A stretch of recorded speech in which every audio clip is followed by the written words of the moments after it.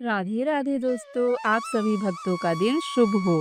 सफला एकादशी व्रत की विधि हम आज जानेंगे। यह व्रत पौष कृष्ण पक्ष एकादशी को किया जाता है। इस दिन भगवान अच्युत की पूजा विशेष विधान है।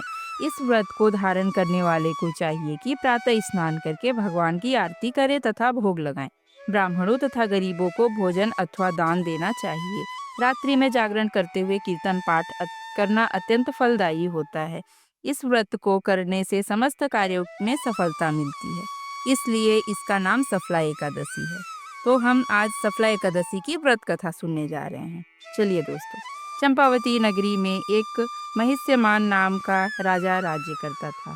उसका बड़ा बेटा दुराचारी था, मांस मदिरा पर स्त्री मगन, वेश्याओं का संग इत्यादि कुकर्मों से संपूर्ण था। पिता ने उसे अपने राज्य से निकाल दिया।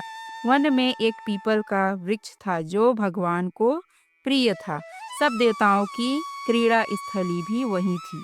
ऐसे पतित पावन वृक्ष के सहारे लुम्पक भी रहने लगा, परंतु फिर भी उसकी चाल ढेरी ही जा रही थी।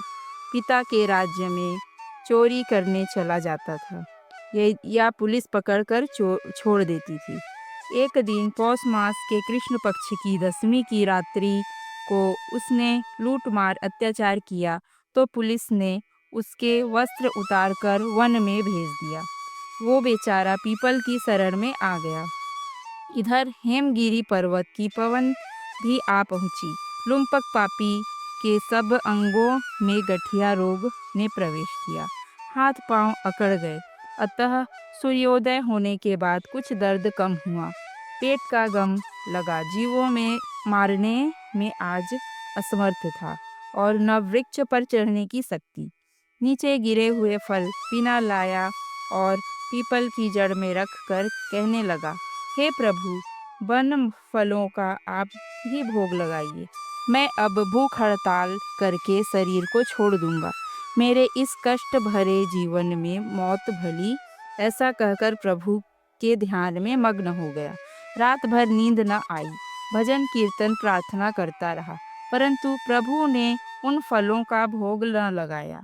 प्रातः काल हुआ तो एक दिव्य अश्व आकाश से उतरकर उसके सामने प्रकट हुआ और आकाशवाणी द्वारा नारायण कहने लगे, तुमने अनजाने में सफला एकादशी का व्रत किया। उसके प्रभाव से तेरे समस्त पाप नष्ट हो गए। अग्नि को जान के या अनजाने हाथ लगाने से हाथ जल जाते हैं, वैसे ही एकादशी भूल कर रखने से भी अपना प्रभाव दिखाती है। अब तुम इस घोड़े पर सवार होकर पिता के पास जाओ, राज मिल जाएगा। सफला एकादशी सर्व कार्य सफल करने वाली है। प्रभु की आज्ञा से लुम्पक पिता के पास आया। पिता ने उसे राजगद्दी पर बिठाकर आप तक करने वन को चला गया। लुम्पक के राज्य में सब प्रजा एकादशी व्रत विधि सहित किया करती थी। सफला एकादशी के महात्म्य को सुनने से अश्वमेध यज्ञ का फल मिलता है। धन्यवाद दोस्तों। राधे राधे।